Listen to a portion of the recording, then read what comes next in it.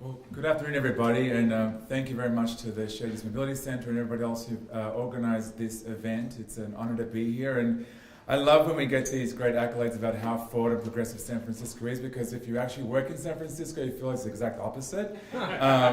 So one thing that our mayor always says that San Francisco is very progressive as long as you don't have to change anything. And so I think we have more parallels with Chicago than we think, and I think it's a great opportunity to be here because there's a lot of things that are happening both in Chicago and in San Francisco that we can both learn and share from. And as we get this set up, it's important to note that I'm from the public sector. I actually am a local government employee and I work for the city of San Francisco. So what you're going to hear and come out of my mouth sounds like I'm coming from this think tank, this corporate lobby or somebody else, but it's not. It's from the city's perspective, and the reason for this is that we were in a situation about 10 years ago when we had 5 different departments that were just continually and consistently contradicting each other. And the public got so fed up, and whether or not you like the California ballot process, when the government doesn't work, the public gets together and forces the government to do something, good or bad. And this was for the good, where they required that the transit agency, the traffic agency, the taxi agency, and the parking department all merge and become a transportation agency, and for once and for all do proper transportation planning, operations, and design in the city. Well, it was a shotgun marriage, and there was a whole process where it took a long time to get together, but about 5.5 years ago, I was plucked from Los Angeles to come into San Francisco and try and become the glue that would create this new agency to create a strategic plan. And in that, we realized that there were a lot of biases and assumptions about how public transport and how transportation should be provided and who should do it, whose role it is to do what, and what makes sense and what doesn't make sense. And there was a lot of vested assumptions from the very long time ago, and it was very hard to change those. So we worked on 5 years of basically doing a lot of in-reach in our agency, a lot of therapy sessions. I feel, therefore, however, this is the reality of our city, right? So we did a bit of that, and we kind of came up with a situation where we created a transportation system strategy that was not a blueprint that sits on a shelf that gets dust on it, that it was a living, working document that we could always adjust and reiterate and try things, and have that move from the culture of no to the culture of how. And how do we do this? Well, it requires X, Y, and Z. Okay, let's try it. And if it was expensive, if it was challenging, if it was threatening, it was a pilot that could be quickly removed, and we could move on and figure out if we did it right. If we did it right, we could actually calibrate it and test it, and then start shaking the can along the railings and ask for more money from our general fund, or go directly to the state or federal government, which is another process in itself. But at least that's showing them that, look, hey, you're antiquated, a lot of your ideas have moved on, the public has spoken, we're moving forward. I'm going to just show some quick little fun slides, and I'll go into some of the nitty-gritty stuff, but here is what we've been dealing with, and we've presented this before with the Shadys Mobility Centre, but some of the big trends that are happening, not just in San Francisco, but pretty much all urban areas, and in fact now in some suburban areas as well, is that we're having these 2 major shifts in our demographics. Baby boomers who are not your parents, grandparents anymore. These are very active people, over 55, over 65, they like to walk, bike, and transit. They're moving into cities. They want the cultural amenities, the access to healthcare, really specialized healthcare services. And so a lot of them are moving back into cities. They've also given birth to millennials. The closer end of the baby boom spectrum gave birth to some of the millennials and some of the late Generation X people who are what we call the sandwich generation, in between the 35-year-olds and the 60-year-olds. They're also moving in for very different reasons. They're heavily indebted with student debt. They've got bigger student debts than most of their parents had mortgages. So it's pretty economical why they're doing this. They need to move into cities. It's cheaper to access things around by foot, bicycle, or transit. You're sharing an apartment, just how it is. It's just the new reality that we have. Sharon mentioned the drop in revenues and licenses.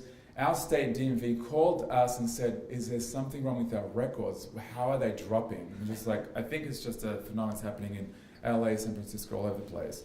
But what's happened to make this work is that we've got ubiquitous connectivity, which allows us to have now with Wi-Fi, GPS, and 3 and 4G wireless, it's now allowing a lot of little companies to basically flourish with this attitude of we work anywhere and we work everywhere, and unfortunately they're working all the time. So there's really no break between play, work, and family time. It's kind of all becoming one big blend.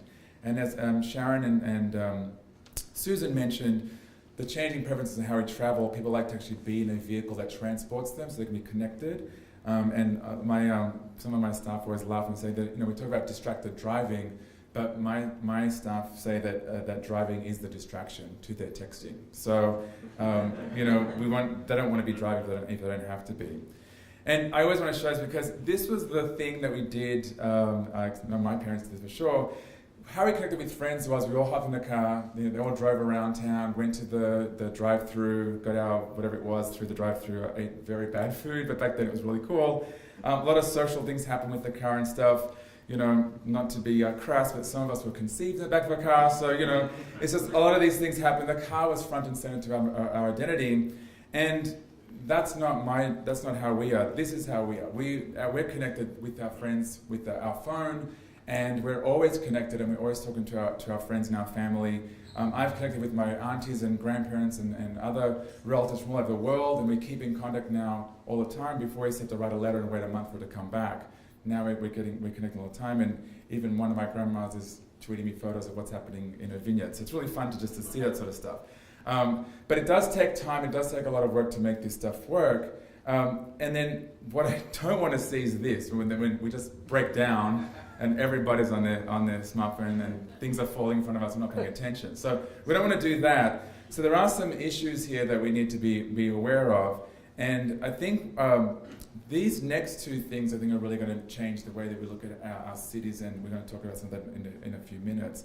But looking at how Amazon Prime Air and the drone services are starting to commercialize, just the rapid rate that these are commercializing, there's a lot of questions that no one has even started talking about, and our staff and my team are grappling with in terms of how do these actually land? Where do they land? Are they allowed to land on the sidewalk, or which sidewalks? Are they allowed to land in your front yard or your backyard? What happens if someone actually takes the parcel while it's landing and runs off with it? Is it your fault? Is it Amazon's fault? Or is it the city's fault? All these questions that are making my city attorney just, get more grey hair than she already has, are starting to, which airspace are they allowed? And with all of our overhead wires, do they just go through them? What if a blade gets loose and, cuts somebody? All these questions that we need to resolve before we move on. And then with the driverless vehicles, how much are we going to have before we get there?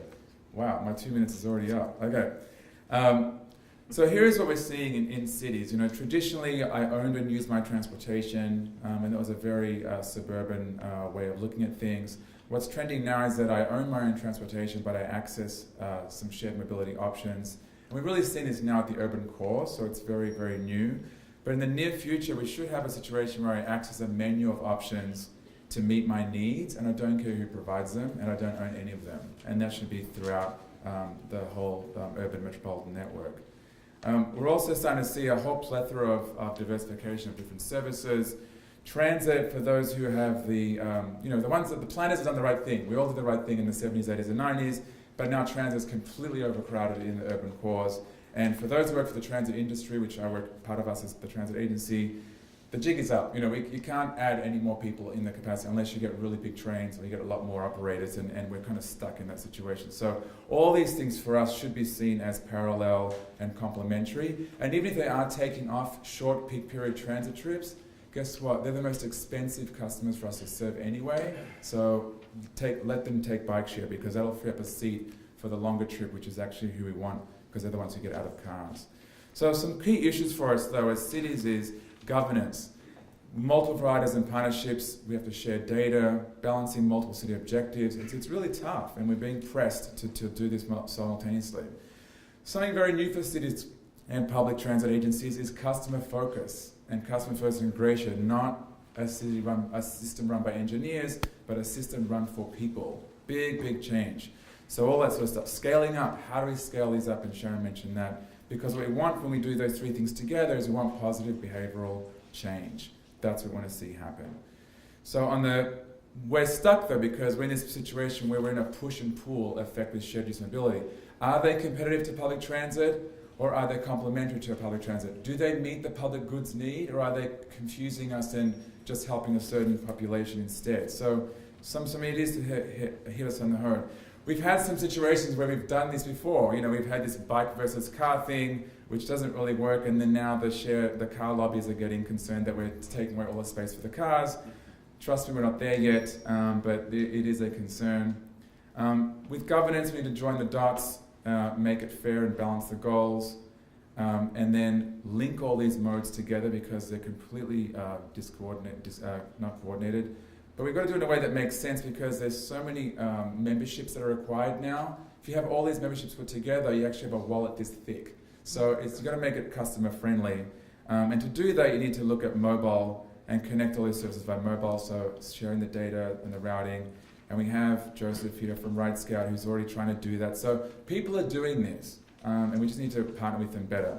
Also with our space, the street. This is how we look at our streets as the typical traffic engineer perspective. But this is how we have to look at them in the near future. We need to have dedicated lanes for transit to improve that competitiveness, increase that capacity, dedicate and protect the space for bikes, but now start looking at on-street spaces for car sharing, for bike sharing, for scooter sharing, for the TNCs, all those groups. They're going to need space. That's what they need so they can grow and become ubiquitous.